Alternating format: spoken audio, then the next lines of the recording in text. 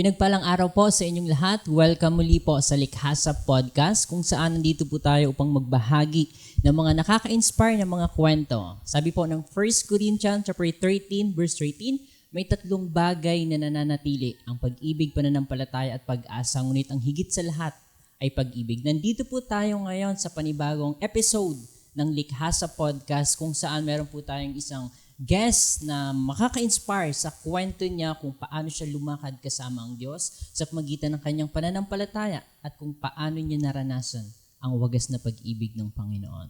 Pero bago po natin ipakilala ang ating guest sa araw pong ito, ini-invite po namin ang bawat isa sa inyo na mag-subscribe, i-like po ang video na to and also share it to your friends para makita at ma-inspire po sila sa kwento na ibabahagi ng ating guest sa oras pong ito. Una pa lang, maraming salamat sa patuloy po ninyong pagsubaybay sa mga episode ng Likhasa. So hindi na po natin patatagalin. Gusto po namin ipakilala sa inyo ang ating guest, si Pastor Carlo. Pastor, pakilala po kayo. Invite po. Good morning po sa bawat isa at sa mga taga-subaybay po ng programang ito ng Likhasa Podcast. Sumayin niyo po ang pagpapala ng Panginoon. At ako po si Pastor Carlos Salen, Harvest Point Pastor po ng Agusan and Kabusay. Sa biyaya po ng Panginoon, nagpapatuloy sa paglilingkod sa Diyos. So magandang umaga po. Ayan. So excited po ako ngayon sa babahagi sa atin ni Pastor Carlo kung paano niya na-encounter ang Panginoon. Paano siya nagsimula? Kasi karamihan naman sa atin, nagsimula talaga tayo hindi nakakakilala sa Diyos, walang isang maayos na pundasyon ng pananampalataya. Parang hindi nga sa atin sanay na pag-usapan ng faith or pag-usapan ng Bible, lalo sa amin. Kumusta, Pastor, nung una pa lang kayong Christian po ba ang family ninyo? Nung pagkapanganak sa inyo, Christian na ba talaga kayo? Hindi po. Hindi pa talaga totally Christian. Nung mga panahon na before ako maging Christian, ay ang buhay ko noon ay medyo talagang magulo. Kumbaga, punong-puno ng hate. Bago ako maging Kristiyano, ang daming, punong-puno ng barkada kung saan ako nakakarating noon. At hindi ko naman alam, wala pa akong kamalayan noon, basta kung anong gusto kong gagawin ko. At ako ay before naging Christian ay rin ako ng aking magulang. Sakit sa ulo. Na talagang masasabi kong sakit talaga sa ulo. Kasi nga, hindi ako sumusunod. At hindi ako marunong, may mga pagkakataong gumagalang. Pero alam mo yon, kapag ikaw ay naandun yung ng barkada sa iyo, mas pipiliin mo yung pag-akit sa lugar na yun, punta. Lahat ng piyestahan na pupunta namin. So Sayawan, naman po kayo ng mga ganyan dati? Tapos syempre mga bisyo-bisyo, mga nasubukan mo, Pastor, na mga alak, ganun. sigarilyo, yan ang mga noon. Ako noon, di nakakatulog pag walang alak noon. Totoo. So ilang taon na po kayo ngayon, Pastor? 34. 34. So mga ilang years kayo noon dati nakulong sa ganung uri ng matagal. pamumuhay? Minor pa ako noon ay Ilang taon po kayo natutong uminom? Siguro mga high school. High school pa lang. Okay. High school pa lang. Tapos matagal kayo inalipin ng ganung uri ng pamumuhay? Matagal.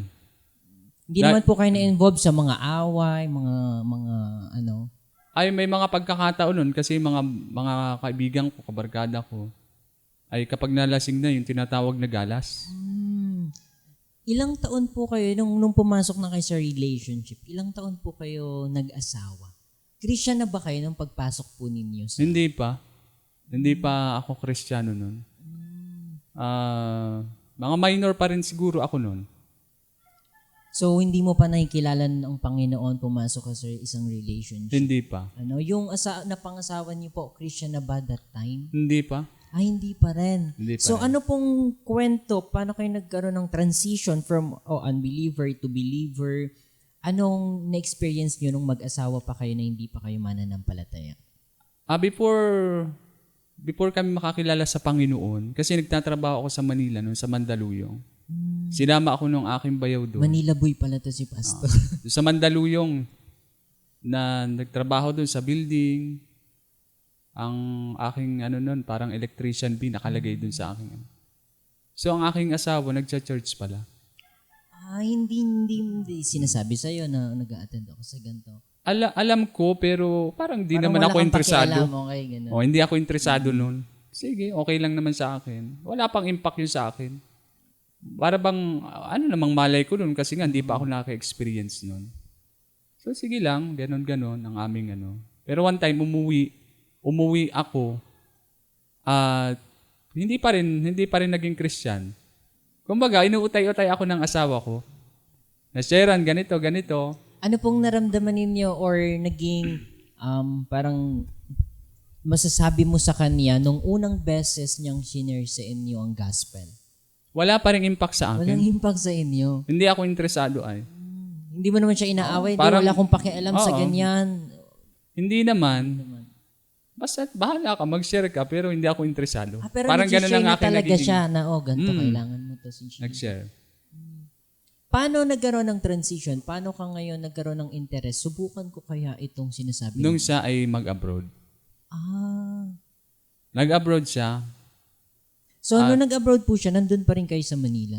Nandito na, umuwi Umuwi na na ako. kayo dito. Nag-abroad siya, umalis siya, naiwan ka dito. May anak na po kayo nun. Meron na. Ano po naging kwento pag alis niya? Nung mag-abroad siya, ay sa Manila muna siya, tapos diretso na siyang sa abroad noon.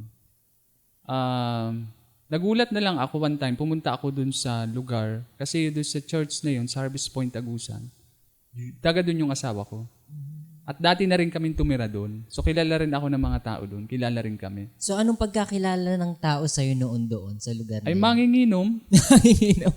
Doon kanila, yun ang Alam nyo, pagkakilala sa'yo. marunong rin ako magsugal. So, paano ngayon nagkaroon ka ng interest na mag-church kaya ako or makinig ng salita ng Diyos? Nung minsan na nandun ako,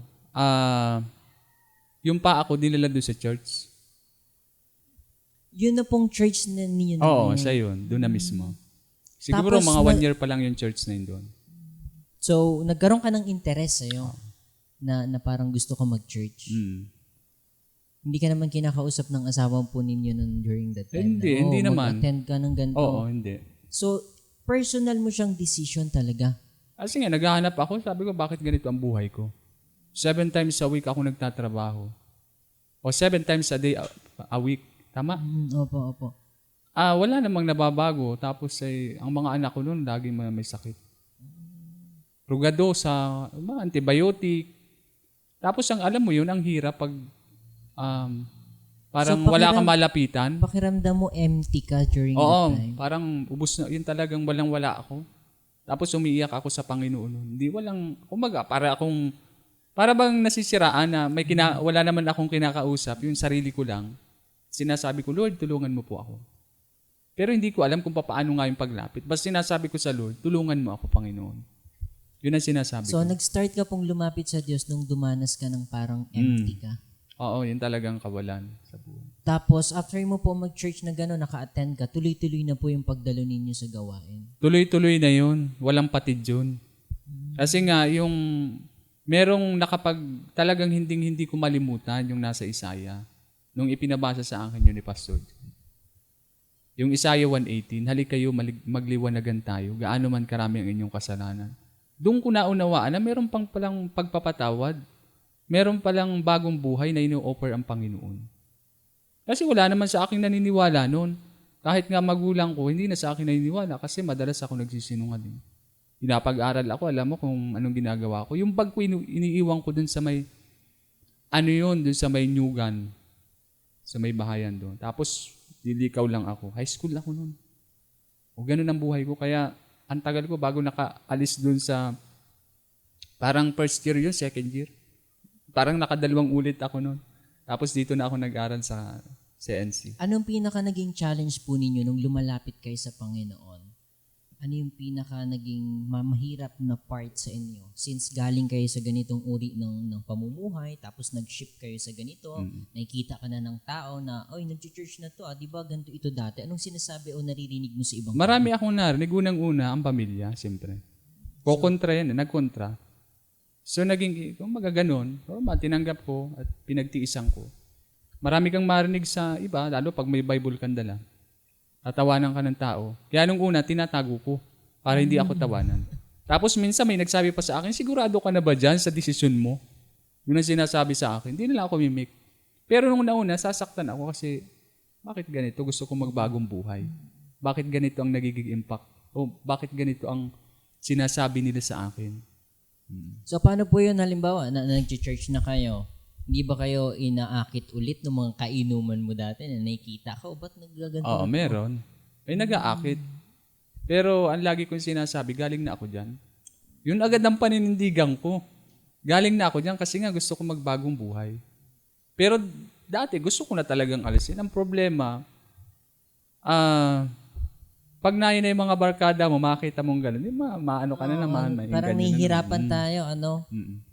So ngayon po, paano naman kayo, since na-active na kayo sa church, dumadalo na kayo from ganitong uri ng pamumuhay, nakakilala kayo sa Panginoon, paano po kayo dumating sa time na parang na-realize nyo, nalaman ninyo na parang may tinatawag ako ng Diyos sa mas mataas na paglilingkod? Hindi ko naman talaga ginusto na magpastor. Hindi ko alam kung bakit narito ako. Basta ako lang ay, obey lang ako ng obey. Pag sinabing ganito, punta ka sa ganito, sunod ako. Kahit malayo, kahit alanganing oras, punta ako. So nag-ilang years po kayo sa paglilingkod dun sa church ninyo bago kayo nagkaroon ng masasabi natin calling from God? Hindi na yung natagalan. Agad-agad po yun. Hindi natagalan, talagang sumunod ako. Lahat ng mga seminar, pag may sabing attend ka, punta ako. Ay, minsan na. So masasabi po ninyo na ang paglago ng isang tao ay wala sa tagal, Wala sa tagal. kundi nasa pagsunod natin. Kung halimbawa, ngayon ka palang nakakilala sa Panginoon, pwedeng lumago ka agad within a short period of time. Depende sa pagsunod po natin. Nakadepende po sa pagsunod. Ayan.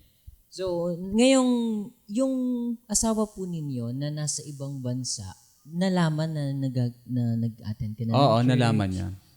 Paano niyo po sinabi sa kanya na, oy, parang tinatawag ako ng Diyos para maging pastor? Napag-usapan niyo po ba ito? Hindi po ba siya umangal or masaya siya? Anong naging reaction niya nung sinabi mo sa Nag-oo agad yun. Hindi yung kontra. Oo, ang payag siya. Kasi mga anak ko, daladala ko na rin, tapos tinuturuan ko. Alam mo nun, bago-bago ako, madaling araw ako natutulog. 12:00, nagbabasa pa ako ng Bible. Nag-no-notes. Alam mo, mag-journal. Ang dami kong ano sa bahay. Yung mga, talagang inaalam ko. At gusto ko maunawaan, gusto ko makilala ang Panginoon. Yun talaga ang purpose. May mga, since na nandun na po kayo, mayroon na kayong malalim na relasyon sa Panginoon, dumating ba sa time na parang natanong mo sa sarili mo na tama ba tong faith na meron ako? Parang nagkaroon ka ba ng pagdududa sa Panginoon? May mga time na gano'n, lalo na sa baguhan pa. Hindi nawala. Kasi nga, nung lalo akong sumunod sa Panginoon, ang hirap ng pinagdaanan. Ang dami mong kailangan pagtiisan. Ang dami mong kailangan pakisamahan.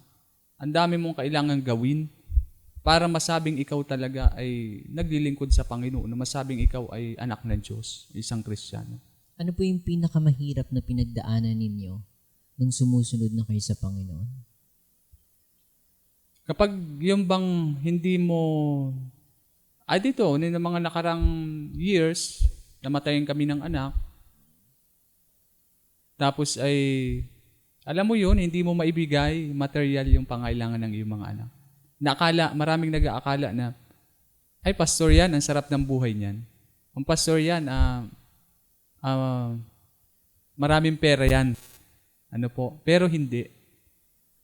Na lagi ko rin sinasabi na ang paglilingkod sa Diyos, it's not about the money. Hindi yan pumapatungkol sa pera, kundi ito ay pumapatungkol sa kung paano mo pinapahalagaan ang Diyos sa iyong buhay at sumusunod sa Panginoon para maipakita talagang mahal mo ang Diyos. Amen. So ano pong naging, nagkaroon ka ba ng question sa Panginoon nung nangyari po sa inyo na nawalan kayo ng anak? Or sa pamamagitan nung nangyari sa inyo, mas lalong tumatag ang iyong pananampalataya? Mas lalong tumatag ang pananampalataya. Hindi ko question ang Lord. May mga, kumbaga, iniiyak ko lang. Normal, bilang tayong tao nasasaktan. Pero never kong question ang Diyos. na bakit itong anak ko pa. Pero pinag-pray ko pa sa ospital. Lord, sabi ko nga, alam mo, yung hindi ko malimutan yun, sabi ko sa Panginoon, Lord, buhay mo yung anak ko, talagang maglilingkod ako sa inyo ng buong puso, tapat na tapat. Pero alam naman natin na kalooban ng Panginoon ang nagaganap, hindi talaga yung kalooban ng tao. Pero hindi kami pinabayaan. Wala kaming pera nun. Pero never kaming pinabayaan ng Diyos. Wala kaming pera nun, pero hanggang pagpapalibing, hindi kami pinabayaan ng Panginoon. Amen. So, yun siguro ang isa sa mga, parang naalala ko yung kwento ni Kuya Kim. Na sabi niya, Lord, di ba matagal ko itong pinagpipray sa'yo? Bakit kinuha mo pa rin? Ba't hindi mo ako sinagot doon sa panalangin ko? Ano bang masasabi ninyo sa mga taong matagal na nalangin sa Diyos pero hindi ibinibigay ng Diyos yung prayer nila? Kailangang maghintay ng tamang oras at patuloy na manalangin. Hindi mo kailangang bitawan ang prayer. Ang hinihingi natin sa Diyos, may pagkakataon na kailangan nating ipanalangin ng matagal. Katulad ng talinghaga dun sa babae, yung masamang hukom, na matagal niyang hiniling dun sa hukom at dumating dun sa puntong ibinigay rin niya. So, dapat tayong magpatuloy sa pananalangin dahil ito ay parte ng ating buhay bilang isang mananampalataya sa Panginoon. At hindi kailangang bitawan, hindi kailangang layuan, kundi kailangang gawin. Amen. So ngayon naman pong pastor na kayo, ilang years na po kayo na nagpa-pastoring since nag-start kayo ng pastoring ninyo? Simula nung ma-COVID si Pastor June. Siguro mga 2021 yun. 22, 23, 24, 25. So, Mga 4 years. 4 years. Ano po yung pinaka naging challenge or mahirap na part sa inyo nung nagpa-pastor na kayo? Na masasabi mo na ganito pala ang pastor. Kala ko ganun dati, madali lang. Kasi yung pinaglagayan sa akin ng Panginoon doon sa lugar na yon, medyo liblib. Talagang liblib. Ang hirap ng daan. Tapos pag may mga gawain ay yung bang transportation. Ang hirap. So, sinatsagaan ko, nakaunin sila pag may mga ano. Kasi nga, wala naman kaming perang ibabayad. Kasi ang mahal-mahal doon ng pamasahe. O parang 100 pesos doon ang isa. Paglabas. Sabi niyo po ba sa sarili niyo nung nagpa-pastoring na kayo na parang, Lord, ang hirap naman mahalin ng tao na to. Nagkaroon ba kayo ng ganong question sa Panginoon? Kasi syempre, bilang pagpapastor, may mga Christian or member ng church na parang hindi mo alam kung interesado ba to kay Lord o anong... Marami ako na-experience ng ganyan. Na, alam, pag nagkikwentuhan kami ng aking asawa, sabi ko, kaya yung mga leader, minsan nasasabi ko sa akin, sabi ko, wala akong ipinakitang masama. Kasi may mga inalagaan kaming youth. Merong youth na meron rin ng merong kabataan din na nagkaroon ng karamdaman. So ako ang kinuntak, binigay yung contact number ko sa ospital. At talagang pinuntahan namin, so yun nag-iiyak siya doon. Pero dumating din sa punto na lahat ng, kumbaga, sabi ko, Lord, ipinakita ko nung ginawa ko naman lahat, pero bakit ganito? Iniwan pa rin, kumbaga, sa isang iglap, binitawan yung pananampalataya sa Panginoon. Ang dami ko na-experience pong ganyan. So doon ko naunawaan na talagang ang leadership, napakarami pong kailangan pagtiisan para ikaw ay tumatag, para ikaw ay tumibay. Dahil hindi pala magiging handa kapag hindi mo naranasan. Mauubusan ka ng mensahe kapag hindi mo naranasan yung realidad ng buhay. Na talagang yung sinasabi nga ng Panginoon na kamumuhian kayo ng lahat ng dahil sa pagsunod sa akin. So yun, ang hirap nung na-experience kong yun. So ngayon po, na-experience nyo pa rin na parang may mga taong galit sa inyo dahil sa ginagawa ninyo? Oo, meron. May mga parang gano'n na hindi ko alam kung bakit gano'n ang kaisipan nila. Pero lagi naman akong open para sa, kumbaga sa layunin, sa ikaayos. May mga pagkakataon na may nakagalit ako pero alam ko sa sarili ko wala akong ginawang masama. Pero ako yung nag-first step para humingi ng paumanhin. Para sa kaayusan. Kasi minsan nagiging yung pride ay. Malaking kalaban natin yan bilang isang mananampalataya. Minsan ayaw natin mag-step down. sabihin natin, hindi ako ang may kasalanan, Minsan siya dapat. pinaglalaban natin yung tayo na tama. Oo, paglalaban natin yung tayo. Pero mas mahalagang matutunan na hindi mahalaga yung kung tama ka. Mahalaga yung relationship nandun pa rin. Tama. At nagpakumbaba tayo. Mm. Kasi sabi nga, pwedeng nanalo ka sa arguments na wala naman yung tao. Mm. Nasira naman yung relationship ninyo. Ano? So ngayon po na nagpapastoring na kayo, may mga ganun kayong na-encounter na parang may mga nagagalit sa atin. Paano po ninyo hinaharap yung ganun? Paano nyo dinudulog sa Panginoon? Ini-ignore ko na lang, sabi ko si Lord ang bahala. Lalo pag yung mga magsasabing, ini-ignore ko, hindi ko pinapansin. Ano yung pinakamasakit na narinig po ninyo sa isang tao na dahil sa pagsunod ninyo sa Panginoon? Wala naman nagmumura sa inyo. Wala naman. May mga pag sa gawain, sabihin kaya, may mga lasing na pupunta. Parang ganon. Di-discourage ka. Pero tuloy lang ako, hindi ko pinapansin. Bahala. Yung mga kapatiran na nagsasawa. Pero tingin ko mas madaling ma-endure yung ganong pain from other people. Pero siguro masakit kung halimbawang ka-member mo or Christian na nagsasabi sa inyo ng masasakit na bagay. Ano? Oo, yun ang pinakamasakit talaga nun. Na-experience nyo na ba yun, Pastor? Wala naman total hindi dinidirekta sa akin, pero may mga narinig-rinig lang. Kwento-kwento lang, mga ganun. Oo. So ngayon po, nasa pastoring kayo, ano yung pinakamahirap na temptation na parang kinaharap ninyo? Parang, Lord, medyo mabigat to para sa akin. Temptation? Babae. Pinakamahirap yan sa lahat. Sabi nga yun ng isa Walang sa matibay dyan. Kaya kailangan talagang matibay yung pagkakakapit mo sa Panginoon at siguradong magiging paano po ninyo pinaglalaban yung ganito na hindi ito pwede, Lord? Ang lagi kong sinasabi sa Panginoon, kahit ako pag minsan nagte-testimony din, testify, ay maaring mailihim ko sa Panginoon, maaring mailihim ko sa tao, pero sa Diyos hindi. Ang lagi kong iniisip, nakikita ako ng Diyos. Maaring mailihim ko sa tao, pero sa Diyos hindi. Meron ka ba, Pastor, ngayon pinaka-kinatatakutan na mangyari sa buhay mo? Ang kinatatakutan, yung hindi ko ma-fulfill talaga yung pinagagawa ng Panginoon. So materially naman dito sa mundo, wala ka naman na kinatatakutan. Lord, baka wala kaming makain, baka ganito pag sumunod ako sa iyo. Ay, naranasan namin yan. Saka walang lagi. Yung pero sa biyaya ng Diyos, papatuloy kami. So, dun po natin talaga makikita yung passion ng isang pastor kasi hindi madali, Hindi madali. Pero once na tinawag ka ni Lord, siya bahala sa'yo. Naniniwala ka ba dun, pastor, na pag tinawag ka ni Lord, siya bahala sa'yo, hindi ka dapat matakot? Naniniwala ako doon. Sa punto ngayon ng buhay mo, pastor, ano yung pinakamagandang bagay na ginawa ng Diyos sa buhay mo? Ang pinakamagandang ginawa ng Diyos sa buhay ko, yung talagang pamilya ko, ay magamit ng Panginoon at makakilala sa Lord. At yung magamit rin ang aking buhay sa kabila ng hirap, ang daming kailangang pagtiisan. At yung tatay ko din ay, kumbaga, dati parang hindi okay ang aming relation, pero ngayon open na kami kapag sa ganitong gawain ng Lord. So first generation Christian po kayo, Pastor. Talagang kayo yung nauna. Naranasan ko din po kasi yan, medyo challenging talaga kasi ang unang titingin sa'yo, family mo, tama sabi po ninyo, Pastor, sila yung mag-unang sasabi sa'yo, bakit ganyan ka? Hindi ka naman ganyan eh. Kasi sabi nga, natatakot ang tao or ayaw ng tao na may nakikitang pagbabago sa atin. Once we experience the love of God, talaga nagkakaroon ng transformation sa isang tao. Yes. So masasabi mo, Pastor, ngayon na masaya ka sa ginagawa mo ba? Masaya ako sa ginagawa ko, pero minsan malungkot. Bakit po masaya na malungkot?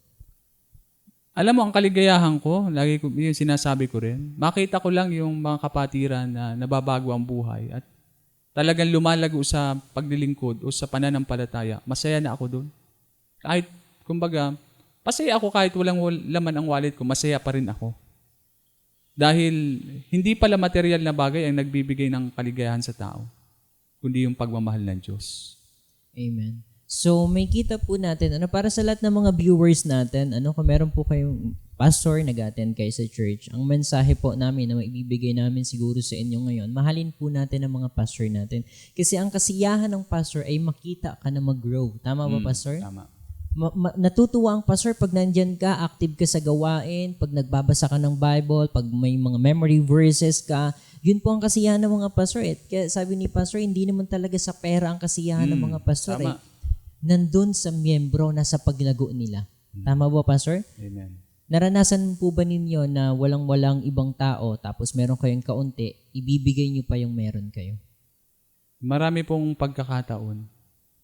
Pero alam mo, kapag ikaw yung sinasabi nga sa 2 Corinthians, na iniibig ng Diyos ang nagbibigay ng masaya.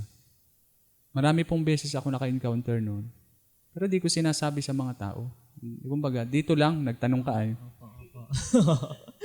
Maraming beses kahit walang-wala. Hindi naman nila alam na wala ka. Tama.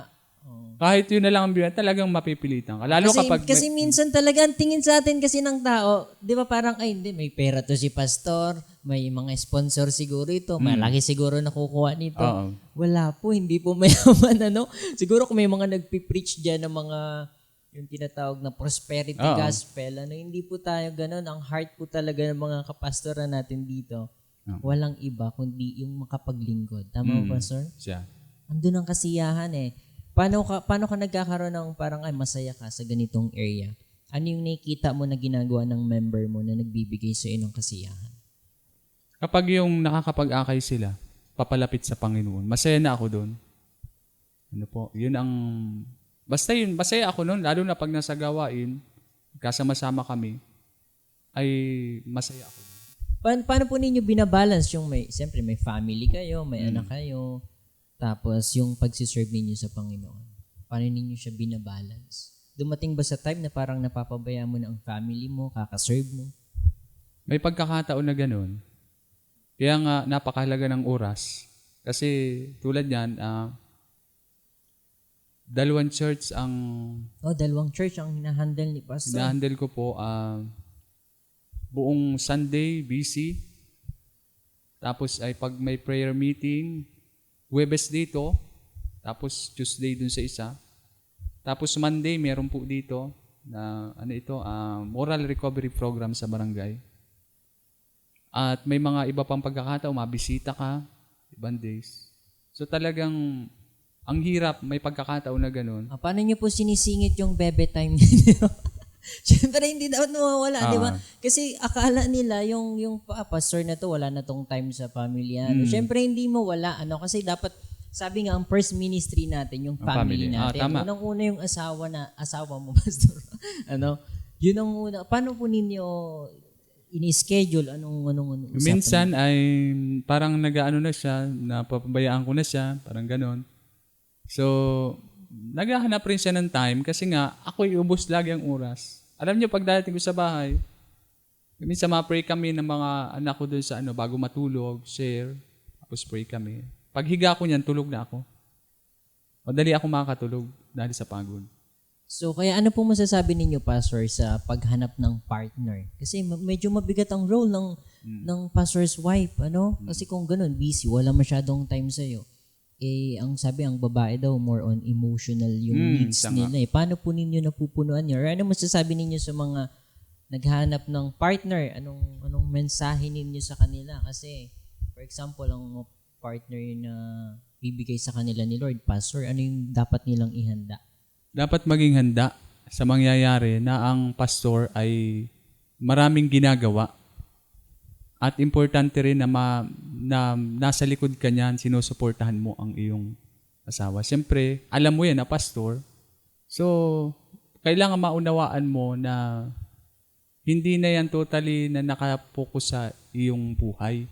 Kundi marami hindi lamang sa iyo, kundi sa ibang tao na ginagamit ng Lord para ipaabot ang nasa puso ng Panginoon sa pamagitan ng kanyang mga salita. So, hindi po madali, Kaya dapat ihanda talaga yung sarili doon. Tingin mo kung meron kang bibigyan ka ni Lord ng isang pagkakataon na may baguhin sa buhay mo, ano yung gusto mong baguhin niya sa'yo? May gusto ka pang baguhin sa buhay mo? Marami. Lagi naman tayong nasa proseso. Wala namang taong nabubuhay na dito na wala sa process. Ang buhay ay isang proseso. Anong area ng buhay mo ang gusto mong baguhin? Lord, sana hindi ako ganito, dapat ganito ako. Meron ka bang ganong question? Minsan, may mga pagkakataon na yung bang na-over siguro ako ng pagdisiplin sa aking mga anak. Kasi gusto ko sila na talagang lumaking may takot sa Diyos.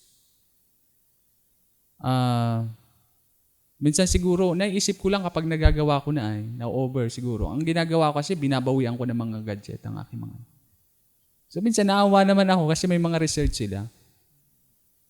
So yun ang parang naano sa akin na na-over ako dun sa ginawa ko. Parang mga ganun. Ayan. So, nasa stage na po kayo ng gano'n na masaya. Masaya po ba kayo, Pastor, sa ginagawa ninyo? Masaya po ako. Masaya kayo. Ano pang hinahanap mo ngayon na parang, Lord, may kulang sa akin? Pakiramdam niyo po ba meron pang kulang sa inyo? Maraming kulang. Unang-una na ang pera. Paano po ninyo na natutugunan yung mga ganong needs ninyo?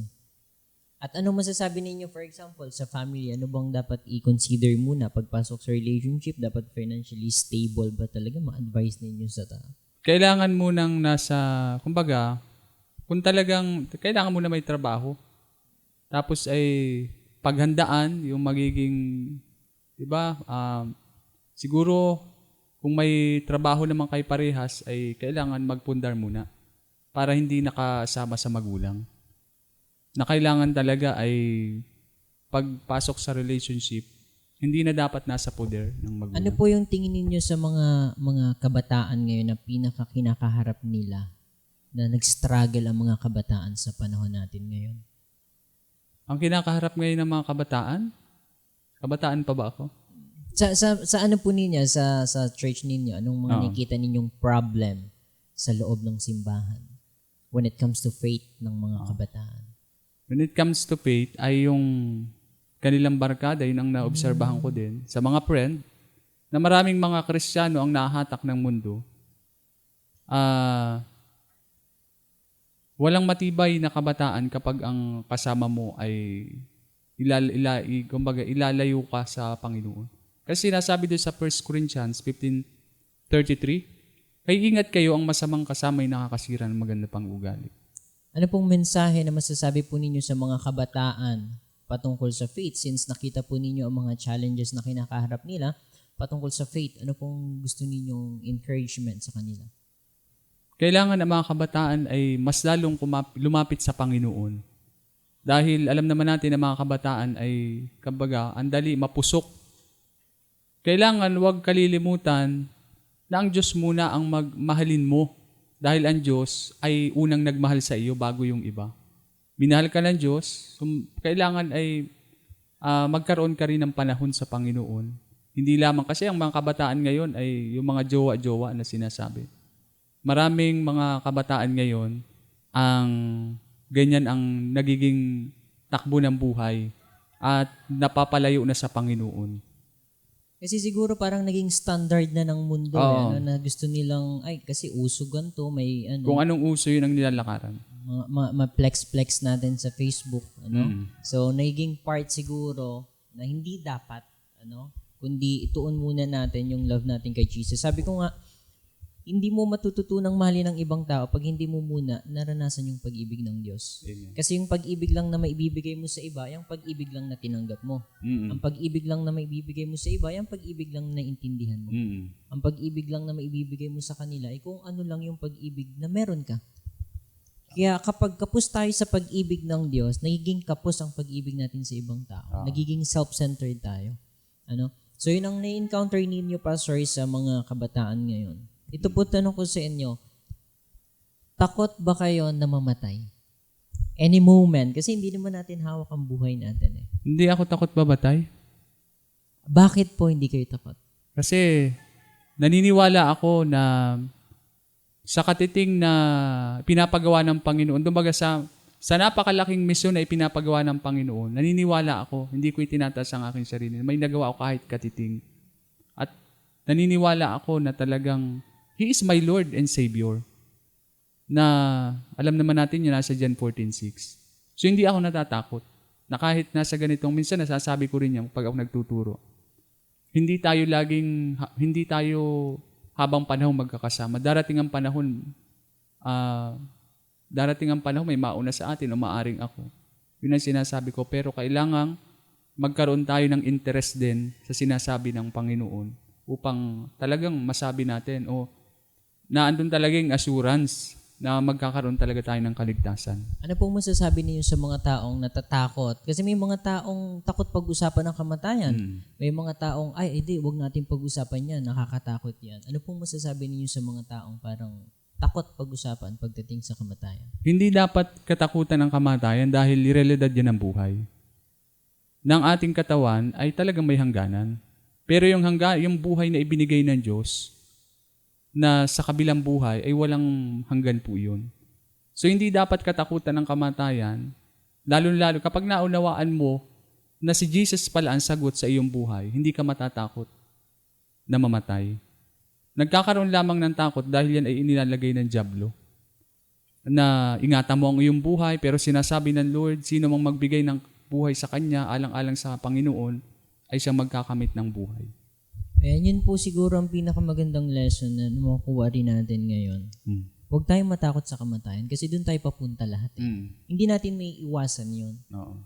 Life is short, death is certain. Sigurado ang kamatayan, pero sigurado din ang kaligtasan. Yes, amen. Ano po yung hope na maibibigay ninyo sa mga viewers natin? Ano yung hope na pinangahawakan mo na binigay ng Panginoon kung bakit hindi ka ngayon natatakot sa kamatayan? Yung sinasabi dun sa Philippians 4:13, I can do all things through Christ who strengthens me. Ano po? Huwag tayong matakot sa kamatayan dahil napagtagumpayan na ng Panginoong Hesus yan sa krus ng Kalbaryo. Para ikaw ay magkaroon ng bagong buhay. Para ikaw ay magkaroon ng bagong pag-asa. At para magkaroon ka ng isang masayang buhay na kasama si Kristo. Para sa mga first-time viewers po natin, kung meron tayong mga viewers ngayon na hindi pa sila believer, hindi pa nila nakikilala ang Panginoon, pwede niyo po bang i-share si Jesus sa kanila at kung paano sila magkaroon ng relasyon sa Panginoon? So sa bawat isa po na nanunood ngayon, paniwalaan natin na si Jesus ay para sa iyo. Na sinasabi ng Ama ng Diyos sa John 3:16, gayon na lamang ang pag-ibig ng Diyos sa sanlibutan kaya't ibinigay niya ang kanyang bugtong na anak upang ang sino man sumampalataya sa Kanya ay di mapahamak kundi magkaroon ng buhay na walang hanggan. Sino man, nasa iyo ang desisyon na ang salita ng Panginoon ay hindi malayo kundi nasa iyong puso. Na naiyasik sa iyong puso. Paniwalaan mo lamang at kailangan mo magdesisyon sa iyong buhay na, Lord, ako ay para sa iyo at ikaw ay para sa akin. Amen, amen. So yun po ang pinakamagandang bagay, Kaya I encourage po sa mga Christian na nakapapanood po ng mga podcast namin. Ang tanging layunin po namin ay makapagbigay po sa inyo ng magandang balita. Ang magandang balita hindi nagko-condemn Tama. Hindi siya nagpaparusa kasi ang purpose nga ng gospel magligtas Amen. Hindi napunta dito si Jesus para parusahan tayo, kundi para iligtas tayo. Huwag natin takbuhan yung pag-ibig ng Diyos sa bawat isa sa atin. Kasi hindi naman nawala si Lord sa atin Hindi naman siya lumayo Amen. Kasi every time na lumalayo tayo sa Panginoon, tandaan po ninyo to, every time na lumayo tayo sa Panginoon, susunod siya sa atin. Hindi siya magdi-distance Nandun siya, saan ka pumunta, lumayo ka, nandun siya, sumusunod siya sa'yo. Kasi ganun kalalim yung pag-ibig ng Diyos para sa atin. At ang layunin po namin dito sa podcast namin, maabot po kayo ng pag-ibig ng Diyos. Ito pong ginagawa namin para po sa kaalaman ninyo. Wala naman kaming sponsor na ginagawa to, wala namang bayad, wala kaming pera sa ginagawa natin na to. Pero ang goal po namin, si Jesus makilala po ninyo. Magkaroon kayo ng buhay na walang hanggan na ipinangako sa inyo ng Diyos. Amen. Huling mensahe po ninyo, Pastor, para sa mga viewers natin na nakapanood po ng kwento ninyo. So muli po sa lahat po ng taga-subaybay ng programang ito, ang tunay pong nagbibigay ng inspirasyon sa atin, ang buhay ni Jesus. Hindi po ang buhay ko o hindi ang buhay ng sino man ang tunay na inspirasyon at pag-asa. Pagamat ito po ay nagiging parte lamang yung aming buhay, pero kami po ay nakakilala sa Panginoon dahil tinawag kami ng Panginoon at dahil sa salita ng Diyos na bago ang aming buhay. Kaya sa bawat nanonood po ngayon, sa programang ito at sa mga taga-subaybay po. Patuloy niyo pong suportahan ang layunin po ng Likhasa Podcast dahil ito po ay marami po kayong mapupulot na aral na pumapatungkol sa kung papaano na bago ang buhay ng isang tao. At ngayon ay naglilingkod na sa Panginoon. Dahil sa Diyos, ang imposible ay nagiging posible sa mga bagay-bagay. Amen. Maraming salamat doon, Pastor. Ang sabi ninyo, gusto ko lang balikan, na ang inspirasyon natin, hindi yung buhay natin. Amen. Si Jesus po ang inspirasyon na gusto naming ibigay sa inyo kasi walang halagang buhay namin. Anong sabi nga ng Bible? Para lang tayong yung maruming basahan. Even yung mga good works natin, parang maruming basahan ng katulad sabi ng Isaiah chapter 64 verse 6. Kaya napakahalaga po, nagbibigay namin sa inyo si Jesus. Ma-encounter ninyo ang Panginoon, yung pagkilos ng Diyos sa buhay ni Pastor Carlo, iba yung pagkilos ng Diyos sa buhay ninyo. Iba ang pagkilos ng Diyos sa buhay ko, sa buhay ng bawat isa sa atin. Kasi meron tayong kanya-kanyang pinagdaraanan. Pero isang bagay po ang sigurado, alam ni Lord kung paano siya kikilos sa buhay mo, alam ng Panginoon kung paano kanya pasasayahin. So dito, Pastor, sa episode na ginagawa ng Likhasa Podcast, meron kaming parang naging part ng culture namin. Kasi po ang likhasa ay galing sa dalawang salitang likha, pag-asa. Parang ang salitang mahalaga ay galing sa dalawang salitang mahal at alaga. Kasi kung totoong mahal mo, alagaan mo. Ang likhasa ay galing sa dalawang salitang likha at pag-asa. Base po sa kwento ninyo, ano yung dalawang salitang mapupulot ninyo na pwede natin pagsamahin para makabuo tayo ng isang salita katulad ng likhasa? Bigay muna po kay Pastor na isang word. Na? Patungkol sa kwento ninyo or sa pagsunod ninyo sa Panginoon. Isang salita na mailalarawan ninyo yung pagsunod mo sa Panginoon. Isang salita? Isang salita muna. Halimbawa, pwedeng pag-ibig, pananampalataya, or katatagan. Anong isa muna pong salita? Yung katatagan. Katatagan. Ano pang isang salita, Pastor? Pag-asa? Pag-asa. Pag-asa at katatagan. Pagkat, pag-asa at katatagan. So, gano'n namin pinagsasama yung word para maintindihan ng iba, ganito yung namin. Pagkat, ang ibig sabihin, pag-asa at katatagan. Ano pong masasabi ninyo tungkol sa pag-asa at katatagan na pwedeng maging encouragement sa ibang tao? Kapag ibinigay natin ang pag-asa sa tao at hindi sa Diyos, may hangganan yung pag-asa na yun. Pero ang pag-asa talaga, na tunay na pag-asa natin ang Panginoon.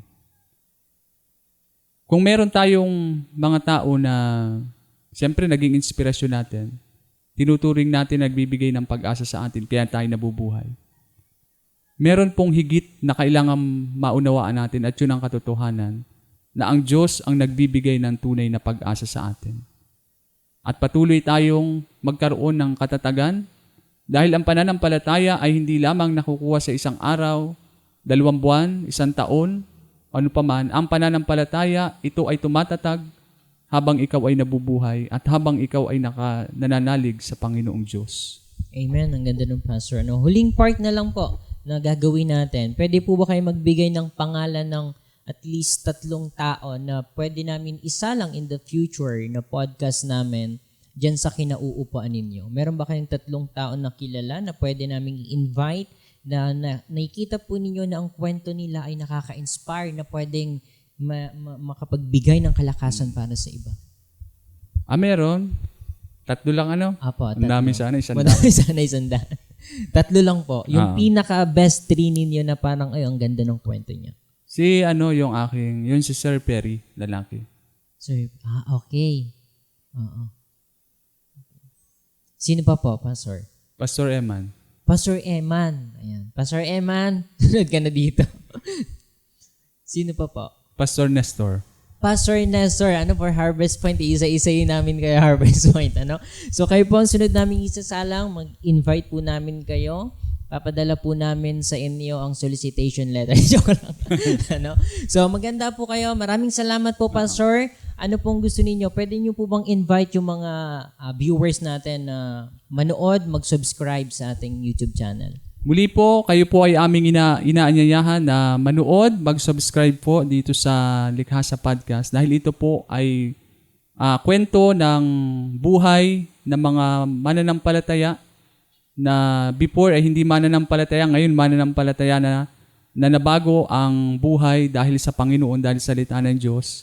Ito ay magbibigay sa atin ng pag-asa, ang salita ng Panginoon, at ang buhay na binago dito ay nagagamit para sa kingdom ng Panginoon upang ang mga tao po ay mailapit sa Diyos. Amen. Maraming salamat po, Pastor Carlos, sa inyong panahon at sa mga lesson, mga aral po na napulot natin sa kanyang kwento from unbeliever, hindi nakakilala sa Panginoon, laman ng mga bagay, ng mga gawain sa mundong ito, pero wala pong imposible sa kayang gawin ng Panginoon. Sabi ng Luke chapter 1 verse 37, walang anumang bagay ang mahirap sa Panginoon. Sabi ng Jeremiah chapter 32 verse 27, ako ang makapangyarihang Diyos at walang bagay na mahirap para sa. Amen. Para sa mga viewers po namin, maraming salamat po sa patuloy niyong pagsubaybay at patuloy na pagtangkilik sa mga podcast na ginagawa po namin. Ang dalangin po namin na mas maraming tawang maabot ng podcast po na ginagawa na to upang nang sa ganun ang salita ng Diyos ay maihasik sa puso ng bawat tao at ito po ang pag-asa na naming ibigay sa bawat isa sa inyo. Maraming salamat po muli. Ito po ang Likhasa Podcast. God bless po sa inyong lahat.